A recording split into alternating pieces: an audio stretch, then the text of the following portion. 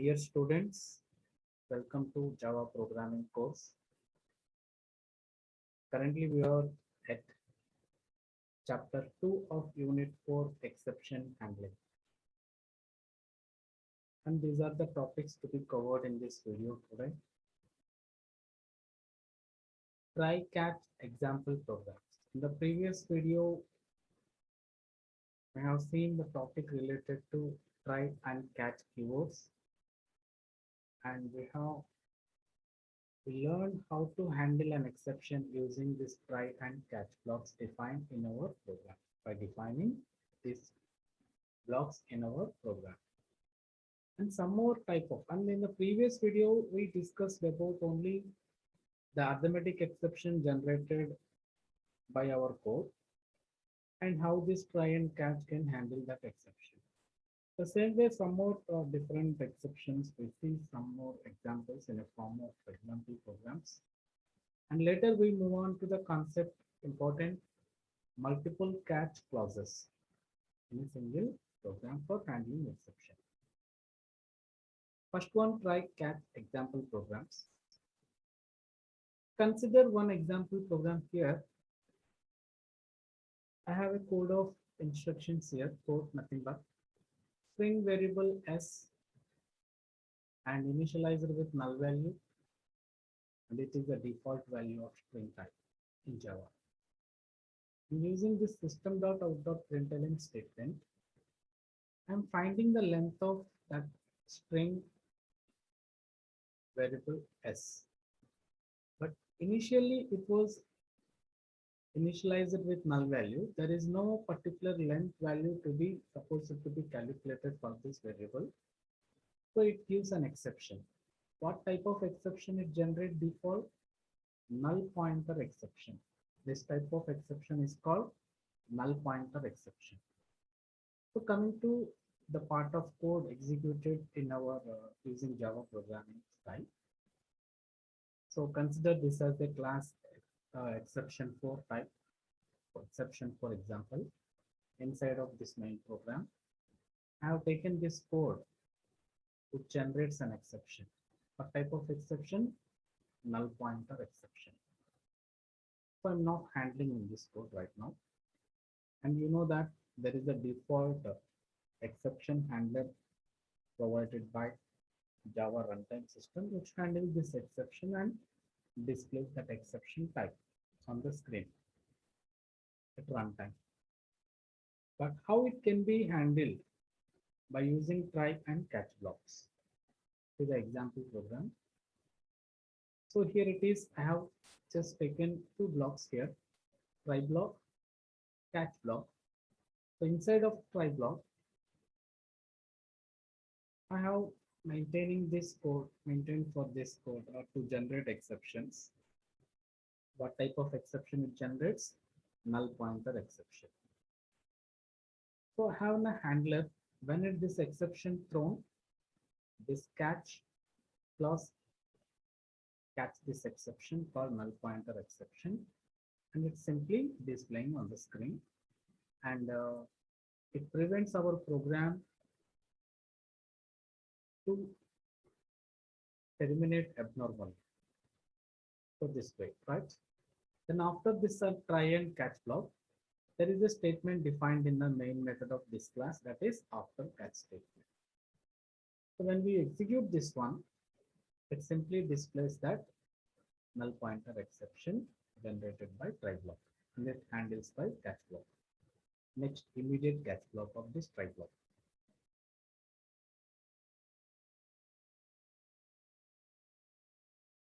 Test this one here.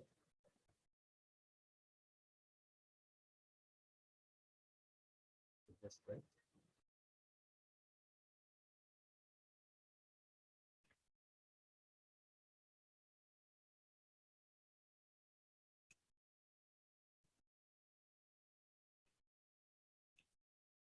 Then okay, save this file. Go to command prompt. This is my current directory, and there here compile that file exception4.java. no compile errors, as we know. And when we are trying to execute this one, we will get runtime errors.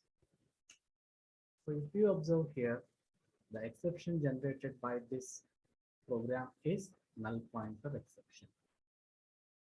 Then also after catch statement. So one null pointer exception is generated by try block, and catch block is handled by caughting that exception, and after that statements also executed and your program terminated safely. Here is there is no abnormal termination by your program. So this is the way actually we want. Actually what you learn, you must learn the process of this handling mechanism to prevent your program to terminate abnormal conditions, at abnormal conditions. Okay. Next one. Consider another program like, so I have a some part of code here in my program. So one array initialized with 3 values, 1 to 3. My array name is num. So the next statement, here it is next statement generates error. So by this statement, what we understood that it is, so num is an array of size 3. Of size 3. So here it is one-dimensional array. So the size is 3. So memory reserved for this array is 3 memory locations in sequence. Index of those array locations are 0, 1, 2, and array name is num. So this is the internal part of the memory allocation and logical view of this array declaration. So the elements stored in this 1, 2, and 3. So got it? This is the way. But what this system.out.println trying to access num of 10, num of 10. So is there any location in this array with index 10? So here it is the value called index. This one is index. And is there any location with index 10? The previous statement array declaration? No. So that is an exception, runtime error. This error doesn't identify at compile time, only at runtime. So this error is called array index out of bound exception. Array index out of bounds exception. So you need to remember these things. These are built-in exceptions we already discussed, right? One of the built-in exception. This is one of the class indicating the type of error called array index out of bound exception. And coming to, I'm resolving this exception case by taking try and catch blocks. So I have taken this code into this try block and catch block indicating that this is an error generated, and I'm displaying that one. So here I want to show you one more type of programming skill step while displaying the string description about the exception raised by the try block. So what we are doing till now by using this catch block, we are displaying the string description of the stack trace, right? Till now we are displaying the string description of the exception raised, and default that is nothing but a stack trace. And we covered this one in the first video of this chapter, exception, video 9, I think, right? So there we talked about this stack trace. So without this statement, you can write this statement, or you can write this one also. So there is a function called print stack trace in the exception. So from which object you can invoke this method? It simply displays the string description of the exception raised by this object E, right? So both the statement reflects the same. You can also check it this in this one, and both the statement also displays and the status string description of the exception raised, and also it displays the stack trace process. Got it? Shall we see the same in the execution part? So coming to this exercise right? Exception 5. So exception 5, void main. So here I have taken this code which generates array index out of bounds exception in the try block, and in the catch block as a catch handler. So I have passed this argument object as an argument of this array type, error type, exception type. So then this catch identifies as this is the type of exception generated by the try block.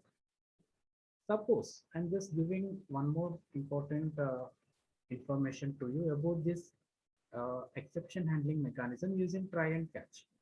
Suppose here it is generating any arithmetic exception, but in the handler mechanism, you are saying that is array index both of exception. So then that catch handler is not suitable to handle that exception raised by try.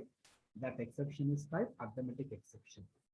So you have to mention the catch handler for handle the exception raised by try. The function, the parameter, that parameter of this catch block should be matched with the exception generated by try block. If you know the type of exception generated by try block, then you can use this class object to indicate that type of exception raised. Otherwise, simply use exception. I told you this one in the previous videos. You don't know what type of exception generated by try block. So you can simply use that argument to this catch block as an exception. Why? Because exception is a superclass to all the exception generated default built-in exceptions in our Java programs. So it can handle it simply. Don't worry about that one. We will discuss later about this one also. So coming to learn this one about, first of all, I'm taking the syntax same as it is, what the process we followed till now. Okay, I'm just ignoring this statement. Save this file and go and execute how this exception rises by try block and thrown, and how this catch block can handle this exception thrown by try block. That is array bounding. Coming to the command prompt. So here it is Java exception 5 example. It is 5 exception array index out of bounds exception at line 10, right? At line 10. So this is okay. Then coming to this, once again, I am now ignoring this statement and activating this statement, and it reflects the same. There is no difference at all. Okay, displaying the object value is, it displays that exception type, and also you can display the same by invoking this print stack trace function through that object. Okay. Then go to the command prompt. Just wait. Save this file and go to command prompt. As it is, compile again and run again. Again, you're getting the statement like this. So if you observe here the difference of these two outputs. So first, in the previous process, it just displays that object value what that exception raised by try block at this state. Only this statement is displayed, right? But when we use stack trace, it displays from where actually that exception raised. From that point to everything will be displayed, right? So this is the process of using print stack trace also. We learned some more thing, practical points more and clear. Coming to next one, next topic is, and you can also do some more example type of exception raised by try blocks in our programs. Null pointer exception, arrays bound of exception, arithmetic exception, enough for ourselves to have clarity about this exception handlings. And you may want to do some practice with other exceptions, as you can go ahead with the classes. In the previous video, we have discussed about built-in Java exceptions, and with that one, how the exceptions can be raised. You can practice also. Okay. Next one, coming to multiple catch clauses. So here, the situations may come in some of the cases like more than one exception could be raised by a single piece of code. That it means a single try block can generate multiple exceptions and different type of exceptions also. So to handle this type of situation, you have to specify two or more catch clauses. That is called as multiple catch clauses. That means you need to define what type of different and more than one exception by try block. That much of catch handlers you need to be mentioned in your program to handle those exceptions raised by try block. So you need to specify two or more catch clauses, each catching a different type of exception. That is important. So each catching a different type of exceptions. When an exception is thrown, here it is, this process is very important when we are working with this multiple catch clauses. When an exception is raised or thrown by the try block, each catch statement defined immediately after try block, each catch statement is inspected. Inspected in order. This order is very important. In order. Right? And the first one whose type matches what the exception type raised by try block, and the first one whose type matches with this catch statement in order, that exception is executed. That handler will come and execute to handle that exception.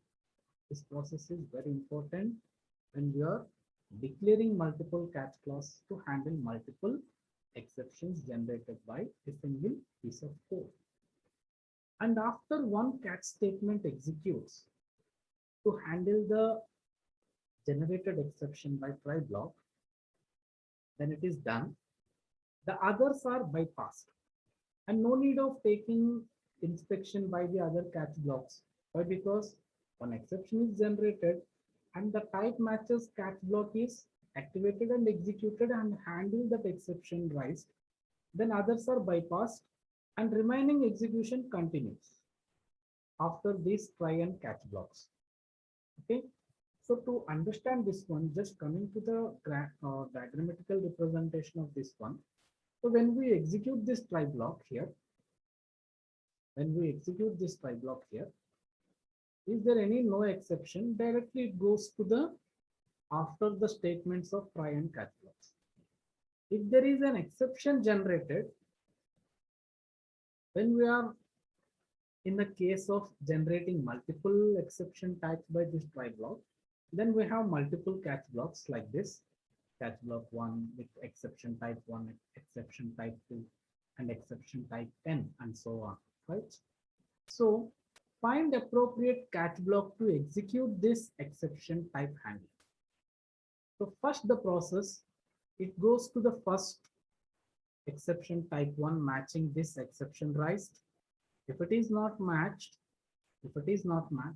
then control shift to the next catch block to compare this one. Exception raised. If this raised exception is matched with this type 2 exception, if it is matched, so this catch block will execute to handle that exception. And other remaining all exceptions bypassed. And the control immediately goes to this after this try and catch block statements to execute the remaining code of the program. Got this one? This the points to be remembered when we are working with this multiple catch clause to handle more than one exceptions raised by single piece of code or a single try block. Coming to this simple example demonstrating multiple catch statements. So consider this is class as exception 6 example program main class. Inside of this main code, I have a try block. Inside of this try block, I have a set of code instructions like this. If you observe, this first statement is int a equal to args length. So args nothing but command line arguments. When we are compiling, after compilation, at the time of execution, we may pass some arguments to this program. So that's called command line arguments. And you know how you all aware of this one. And I'm trying to finding the length of that argument you passed at runtime to this program. And that length is assigned to A. When this A is non-zero, when you are giving arguments at the runtime, then it becomes non-zero. When you are not giving any arguments at runtime, it becomes zero value. Right?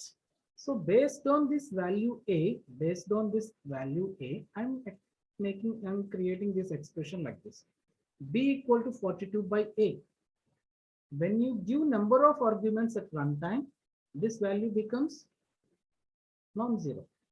When you are not passing any arguments at runtime, the value becomes zero. Then it generates one arithmetic exception here. Divide by zero error, right? And next statement here it is int c equal to 1 value is initialized to this very integer array. The index of this one is only one element. This is C. Memory location index is 0. The value is 1. But I'm trying to initialize 42 location of this C array with value 99. This is an array out of bounds exception. Both the exceptions generated by this try block 4. So when this arithmetic exception is raised, and this catch block will take care of that exception as an handler. And when this array bound of exception is raised, I define another catch block to handle this type of exception. Right? Got it? The points to be remembered here it is when this first array index is generated, arithmetic index error exception generated, then the control goes to check the suitable catch statement with this argument like arithmetic exception. If it is matched, this catch block will execute to handle that arithmetic exception. When the arguments given at runtime as a command line arguments, this exception will not generate. But here it is, this part is 100%, it generates array bound exception. So first, when this array bound exception generated, control flow goes to here first catch block and checks this arithmetic type exception, matches with this exception type. The generated exception is arrays bound of exception, but the catch handler of this first catch after this immediate of this try block is arithmetic exception catch handler. So here it is doesn't match here. So the control goes to next catch block defined in order. Right, that is catch block 2 here. It is array at both exception type is matched here and this catch block is executed. Got these points? Well, then go to execution part of this one. So consider this is here multiple catch statements clauses here. Exception 6, main function, and taking command line arguments and the length we are initializing to A, and based on that this is generating arithmetic exception divide by 0. And it is not related to that argument length, and simply 100% it generates arrays bounds, so array out of array index out of bounds exception 100%, right? Then coming to the execution part of this one, both the exceptions are generated, and I will show you both how it can be handled at runtime. So coming to here, Java exception 6 example. Compile this one as it is. Successfully executed Java exe6. So if you observe here, before pressing enter, at compile time, at a running time, execution time, you can pass some arguments here, but I am not initially not passing any values here. I'm simply pressing enter, then what happens here? It generates that argument's length as 0. A value initialized to 0, then it generates arithmetic exception error. A equal to 0, right? Argument length is 0. We didn't pass any argument, command line arguments here, though a value is becomes 0. Then it divides by 0 error, it displays exception like this. So this exception is handled by first catch block defined after try block, arithmetic exception, right? Again, I am compiling this one, not running this one by passing one argument like this. So 1, 2, 3 like that. I'm giving some list of arguments. What is the length of arguments I have given? 3 arguments. So then what is the value of A here? The value of A is 3. So that division by 0 is exception is not generated because A is not 0. But 100% array index out of bound exception is generated, right? At line 42 code. Got it, this one? Understood? So here more and more points to be make, observe, and learn these some points to be here. Yeah, coming to this same here, the previous one. So when this argument becomes 0, argument length, command line, so this exception generated, right? If length is non-zero, right, this will not be generated and this exception will generate it, array index bound of it. So once if you observe that one, if the first exception is raised when this argument length 0, and this code will not execute. That's why the second exception is not generated at the first case, at the command prompt.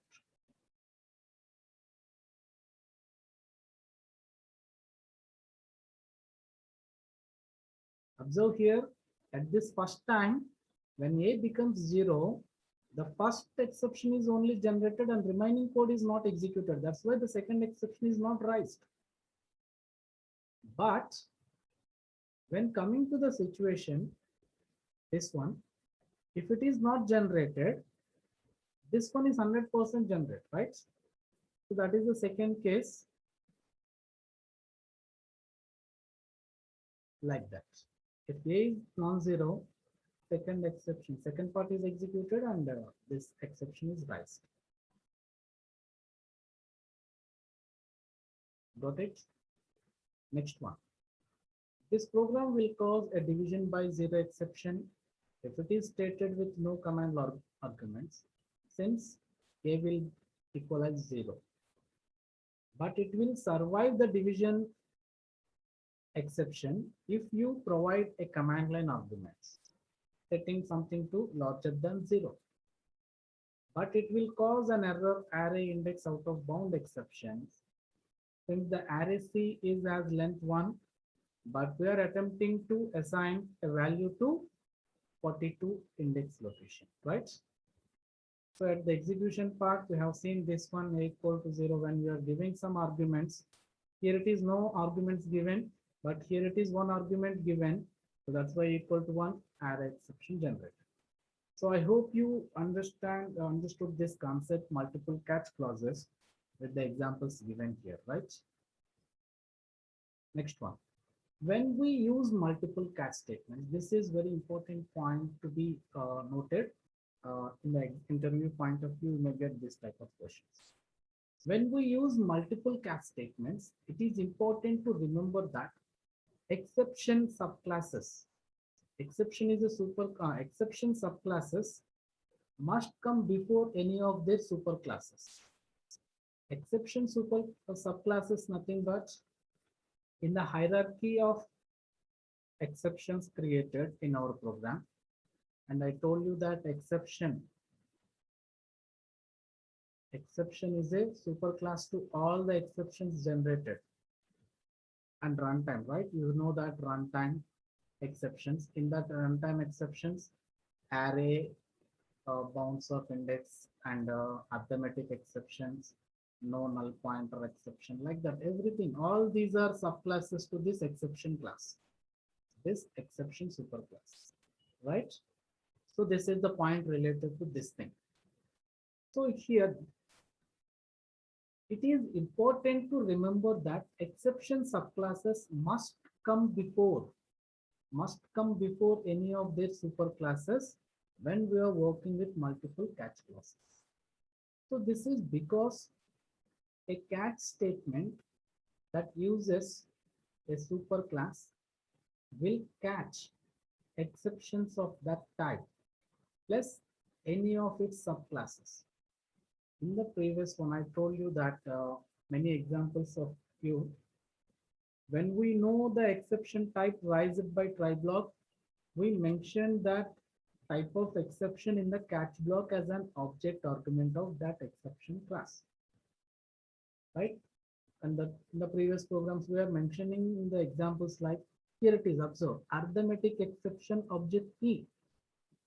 If you know that exception rise type as arithmetic exception. Otherwise, I simply mention you that to mention just only exception E. That it means here is the concept called this is the superclass to all the exception types generated in our program. So this is a superclass exception. And when we make arithmetic, and this is array index out of bound exception, this is a subclass of this one. So when we are using this multiple catch statements, right? Multiple catch statements, subclasses exceptions must come before any of their superclasses. This point is right. A subclass would never be reached if came after its superclass. And in Java, we consider that as unreachable code in another, is another. And you will get understood of this point in the example program. So remember this point, a subclass must come before its superclass in a series of catch statements. In a series of catch statements means multiple catch clauses. Coming to example, quickly move on to example here. So in the example exception 7 class, in the main function, I have initialized a variable integer type equal to 0, and I have taken this expression of this b equal to 42 by a. So 100% sure about that it generates arithmetic exception. No doubt at all, right? So when we are designing a catch block or to handle this exception, I'm mentioning this catch with exception parameter of this exception E. That it means this exception can handle any type of exception generated. Why? Because this exception is a superclass, right? So that is one catch block is designed like this to make that generic exception catch. You know that generic means there is no what type of exception we know. We don't know what type of exception may be raised by try block. Then use generic exception. At runtime, it may consider arithmetic or array or no null pointer exception like that. Right. Then coming to, but I have declared one catch block with arithmetic exception E. After this superclass catch block, this considered as a superclass exception catch block, and this is the subclass of this exception class catch block. When we make this order, superclass exception, subclass exception handler catch blocks. When we make this order like this, the first exception, whatever the exception raised by this try block can handle by this first catch blocks. And this exception handler block is unreachable. We cannot reachable to this code to make a handle of that exception raised by try block because the superclass exception catch block can handle that exception. Right. So this is an error. It cannot be compiled because this gives an error like unreachable code. But we make this success of execution, this order, interchange this one. First, you have to mention the subclass catch block handlers. Subclass type exception catch block handlers before this superclass exception handlers. Then it resolves. Right, like this. So first this should come first, later this superclass exception. The order is to be maintained when we are working with multiple catch blocks. In that catch blocks, the subclass exceptions first need to be defined. Later, before this superclass exceptions. Got it? Then coming to the execution part of these things, so we will see both the cases. So first we consider that as exception 7. So inside try block, first I have given this one, arithmetic exception, right? So I'm making this as different. I'm mentioning this one after this superclass. Okay. First, I have taken superclass exception and later subclass exception, arithmetic exception. So surely this try block generates one arithmetic exception, but which catch block will respond to that exception as an handler is this one, not this one. This will catch that exception, not by this class, this catch block. Okay. Then first of all, is it generate exception or not? And come to command prompt.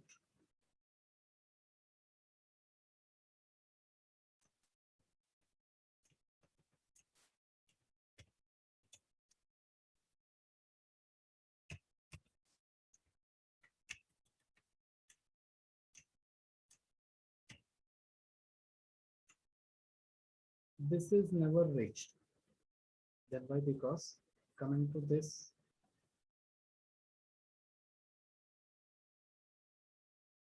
this one. Okay, once again come back to here. So as we defining catch block of superclass exceptions before this subclass exceptions, if this code is not reachable and it gives compile error, as I told you, right?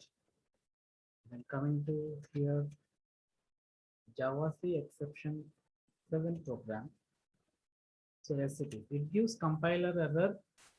That error is exception, arithmetic exception has already been caught by the superclass exception, and this subclass exception handler catch block is arithmetic exception. This is not reachable. So this is 100% error in designing programs for exception handlings.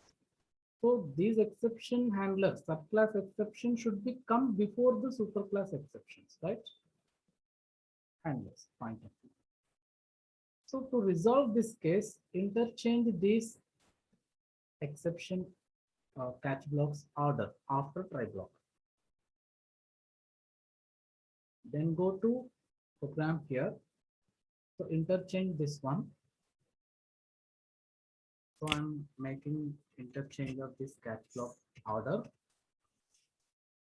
So first I'm taking subclass exception catch block type exception. Then I'm taking this superclass exception handler catch block.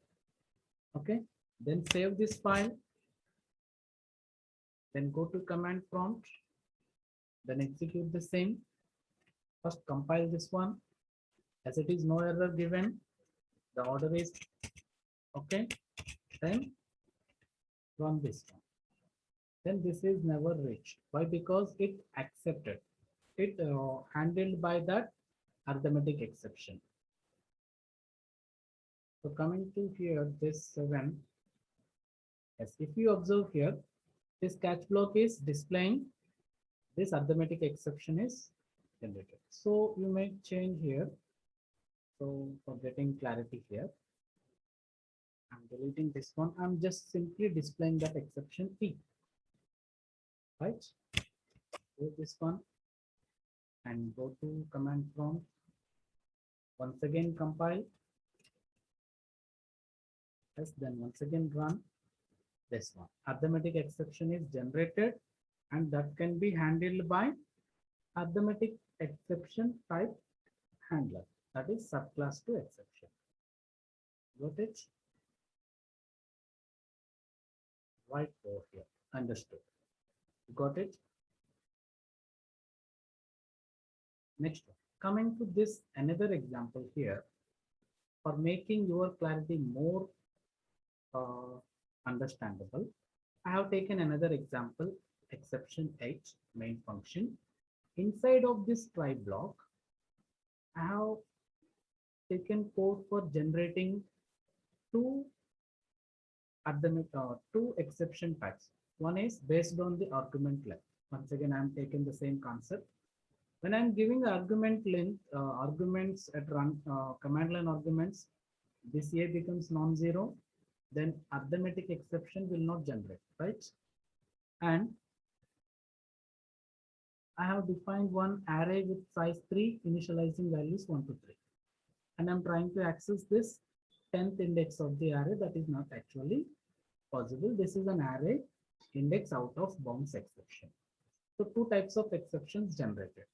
So one is arithmetic exception based on the command line arguments given length, right? Another one is array bound of exception. So coming to the multiple catch statements defined in my program, if you observe here, the first one is arithmetic exception E, that is related to this exception, right? But I have not mentioned any catch handler related to this arithmetic array index bound of exception.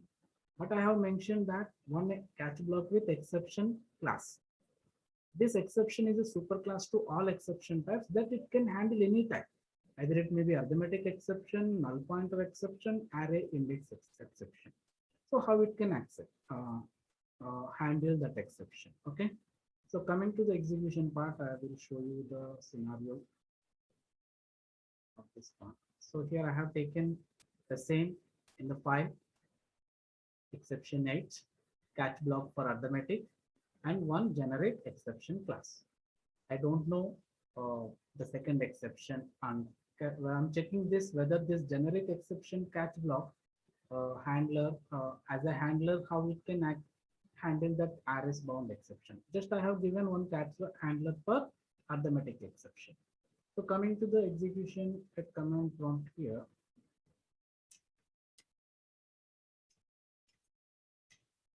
Exception 8 compiled successfully. Runtime. If this is never reached.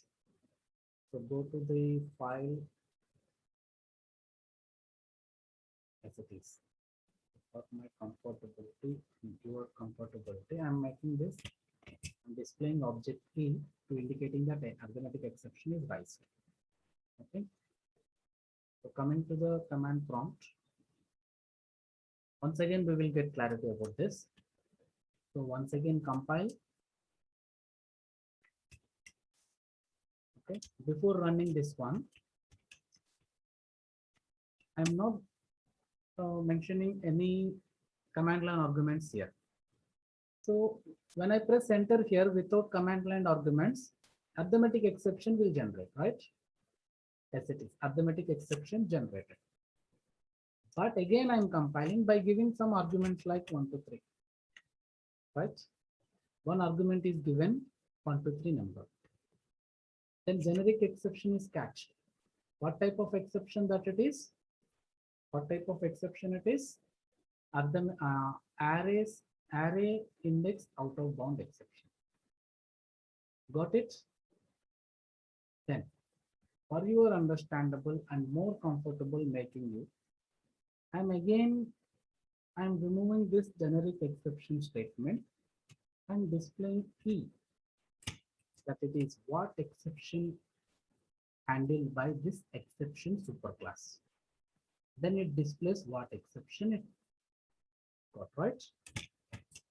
Then coming to the command prompt again. Once again, compile. And coming to the running part. So I'm not giving any arguments as a command line arguments. It generates arithmetic exception. Okay, clarity? Then I'm giving some arguments like this. Something arguments like this. So arithmetic exception will not generate, but array of index out of bound generated, but exception catch handler will handle that exception. So how it displays? If you observe here, arrays out of bound exception generated and it was handled by exception catch handler, not any array index out of bound exception catch block is not defined here, but only exception superclass handler is used to handle that exception generated by RS out of bound exception. So it is displaying that exception. So you can use this object name simply. I hope you all understood about this multiple catch clause, how to use it to how to handle the exceptions in our programs. Thank you.